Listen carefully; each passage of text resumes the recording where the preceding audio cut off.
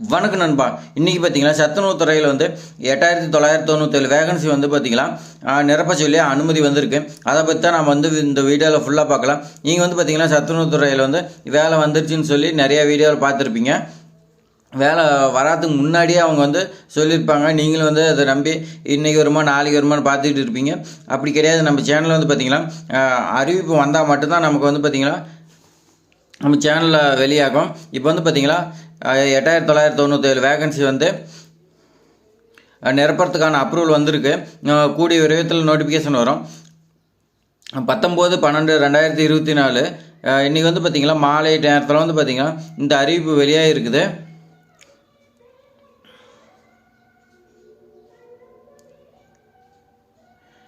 பாருங்க, இது பார்த்தீங்கன்னா சன் நியூஸு சத்துணவு திட்டம் 8997 பணியிடங்கள் நிரப்ப அனுமதின்னு சொல்லி பார்த்தீங்கன்னா 19/12/2024 மாலை 6 மணி ரேஞ்சில் பார்த்தீங்கன்னா வந்திருக்கு.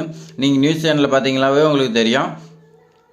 மற்ற சேனலில் பார்த்தீங்கன்னா வராமையாக அது சொல்லியிருப்பாங்க. ஆனால் நேற்று பார்த்தீங்களா 19/12/2024 வந்திருக்கு. இது பார்த்தீங்கன்னா தந்தி டிவி. இதில் பார்த்தீங்கன்னா சத்துணவு திட்டத்தின் கீழ் 8997 சமையல் உதவியாளர் காலி பணியிடங்களை மாதம் 3000 வீதம் தொகுப்பூதியத்தில் நிரப்ப அனுமதின்னு சொல்லி வந்திருக்கு. இதை பற்றி தான் நம்ம விரிவாக பார்க்க போகிறோம். இப்போ பார்த்தீங்கன்னா இது அப்ளை பண்ணுறதுக்கு என்னென்ன வேணும், என்ன டாக்குமெண்ட் வேணும், என்ன குவாலிஃபிகேஷனு, எப்படி அப்ளை பண்ண எல்லா டீட்டெயில்ஸுமே நம்ம இந்த வீடியோவில் சொல்லியிருக்கோம். நீங்கள் பார்த்தீங்கன்னா இந்த வீடியோ ஸ்கிப் பண்ணிட்டீங்களா உங்களுக்கு தெரியாது. அதனால் பார்த்தீங்கன்னா இந்த வீடியோ ஃபுல்லாக பாருங்கள். அப்போ தான் பார்த்தீங்கன்னா நீங்கள் என்ன குவாலிஃபிகேஷன் எப்படி அப்ளை பண்ண எல்லாமே டீட்டெயில்ஸ் இப்போ தெரிஞ்சுக்கிட்டீங்களா தான் நோட்டிஃபிகேஷன் விரைவில் வரப்போகுது. 8997 வேகன்சிக்கு இப்போ வரப்போகுது நோட்டிஃபிகேஷன். அப்போ பார்த்தீங்கன்னா உங்களுக்கு யூஸ்ஃபுல்லாக இருக்கும். அப்போ பார்த்தீங்கன்னா எல்லா டாக்குமெண்ட் தான் நீங்கள் உடனே அப்ளிகேஷன் போட்டுடலாம். இவ்வளோ பயனுள்ள தகவல் பார்த்தீங்கன்னா நம்ம சேனல் தொடர்ந்து வந்துகிட்டே இருக்குது. சப்ஸ்கிரைப் பண்ணிட்டு பாருங்கள் நண்பா. வாங்க வீடியோக்குள்ளே போகலாம். இப்போ பார்த்தீங்கன்னா சத்துணவு அமைப்பாளருக்கு கல்வி தகுதின்னு சொல்லி கொடுத்துருக்காங்க. கல்வி தகுதின்னு நம்ம பார்த்தீங்கன்னா பொது பிரிவினர் மற்றும் தாழ்த்தப்பட்டவருக்கு பார்த்தீங்கன்னா 10ஆம் வகுப்பு படிச்சிருக்குன்னு சொல்லியிருக்காங்க. அதே மாதிரி பார்த்தீங்கன்னா பழங்குடியினர் வகுப்பை சார்ந்தவர்கள் பார்த்தீங்கன்னா 8ஆம் வகுப்பு தேர்ச்சி பெற்றிருக்கு. தேர்ச்சியில்னா தோல்வி வெற்றிருக்க வேணும்னு சொல்லியிருக்காங்க. நீங்கள் பாஸ் ஆகிருந்தாலும் ஓகே, ஃபெயிலாக இருந்தாலும் இதுக்கு எலிஜிபிள்னு சொல்லியிருக்காங்க. அதே மாதிரி பார்த்தீங்கன்னா தமிழக சத்துணவு அமைப்பாளர் பணிக்கு பார்த்தீங்கன்னா 7500 முதல் 24,200 வரை சம்பளம் இருக்குன்னு சொல்லியிருக்காங்க. உங்களுக்கு பார்த்தீங்கன்னா தொகுப்பூதியத்தில் ஸ்டார்டிங்கில் பார்த்தீங்கன்னா 3000 சொல்லியிருக்காங்க. அபிஷியல் நோட்டிஃபிகேஷன் வரும்போது தான் நமக்கு விரிவாக சம்பளம் தெரியும். அது அந்த அபிஷியல் நோட்டிஃபிகேஷன் வந்துச்சுன்னா நம்ம சேனல் பப்ளிஷ் ஆகும். நம்ம சேனலை சப்ஸ்கிரைப் பண்ணுவீங்க. அப்போ தான் உங்களுக்கு வரும். அதே மாதிரி பார்த்தீங்கன்னா உங்களுக்கு ஏஜ் லிமிட்னு பார்த்தீங்கன்னா 21 வயது முதல் 40 வயது வரை உள்ளவர் பொது பிரிவினர் மற்றும் தாழ்த்தப்பட்டோர் இதுக்கு விண்ணப்பிக்கலான்னு சொல்லியிருக்காங்க. அதே மாதிரி பார்த்தீங்கன்னா சம்பளம் பார்த்தீங்கன்னா உங்களுக்கு 24,200 வரைக்கும் இருக்கும். மற்றும் பிற படிகள்னு சொல்லியிருக்கேன். அலவன்ஸு அந்த மாதிரி எக்கச்சக்கமாக இருக்குது. அதனால் இந்த ஜாப் மிஸ் பண்ணிடாதீங்க. அடிப்படை தகுதி பார்த்திங்கன்னா நம்ம ஏஜ் லிமிட் பார்த்தா 18லேருந்து 40 வயதுன்னு சொல்லியிருக்கோம். அதே மாதிரி பார்த்திங்கன்னா விதவை மற்றும் கணவரால் கைவிடப்பட்டோர் சத்துணவு அமைப்பாளர் பதவிக்கு பார்த்திங்கன்னா இவங்களுக்கெல்லாம் பார்த்திங்கன்னா 20லேருந்து 40 வயதுன்னு சொல்லியிருக்காங்க. பழங்குடியினருக்கு பார்த்திங்கன்னா 18லேருந்து 40 சொல்லியிருக்காங்க. இந்த கணவரால் கைவிடப்பட்டோர் இவங்களுக்கெல்லாம் பார்த்திங்கன்னா 20 வயதுலேருந்து 40 சொல்லியிருக்காங்க. அதே மாதிரி பார்த்தீங்கன்னா உங்களுக்கு அருகில் உள்ள சத்துணவு மைய வேலைகளுக்கு மட்டும் நீங்கள் விண்ணப்பிக்க தகுதி. உங்களுடைய பக்கத்தில் என்னென்ன வேகன்சி இருக்குதோ அதுக்கு மட்டும்தான் நீங்கள் எலிஜிபிள். அதே மாதிரி பார்த்தீங்கன்னா பக்கத்தில் இருக்கிற உங்களுக்கு பெண்களாக இருந்தால் உங்களுக்கு பக்கத்தில் இருக்கிறது தான் போடுவாங்க. ஏன்னா டிஸ்டன்ஸ் அதிகமாக போக மாட்டேங்கிறதுனால இப்போ உங்களுக்கு பக்கத்தில் இருக்கிறது கிடைக்கும். அதனால் தாராளமாக நம்பிக்கையோடு அப்ளை பண்ணுங்க, கண்டிப்பாக கிடைக்கும். சத்துணவு மைய கணக்குகளை தனியே பராமரிக்கும் தகுதி பெற்றிருக்கணும். நீங்கள் பார்த்தீங்கன்னா சத்துணவில் ஏதாவது கணக்கு இதெல்லாம் பார்த்தீங்கன்னா நீங்கள் பராமரிக்கணும்னு சொல்லியிருக்காங்க.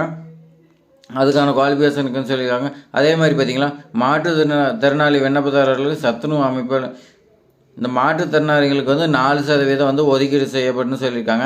இந்த வேகன்சியில் 4% பார்த்திங்கன்னா மாற்றுத்திறனாளி இருக்குன்னு சொல்லியிருக்காங்க.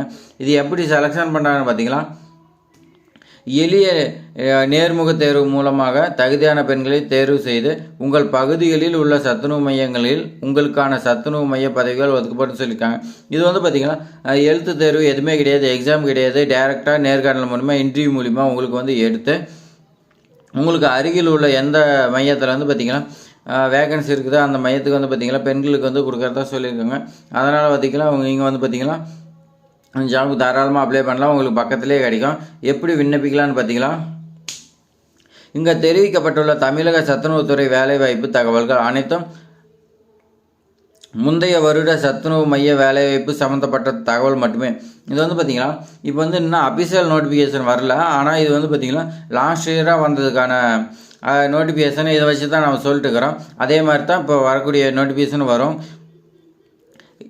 இது தெரிஞ்சுங்க. இது எல்லாமே தெரிஞ்சிங்களா தான் நீங்கள் வந்து பார்த்திங்கன்னா ஒரு வாரம் 2 வாரத்தில் வந்து பார்த்திங்கன்னா 8997 வேகன்சி நிரப்புறதுக்கான நோட்டிஃபிகேஷன் வரும். நீங்கள் வந்து எல்லா டாக்குமெண்ட்டு எல்லாமே ரெடி பண்ணி வச்சுக்கோங்க.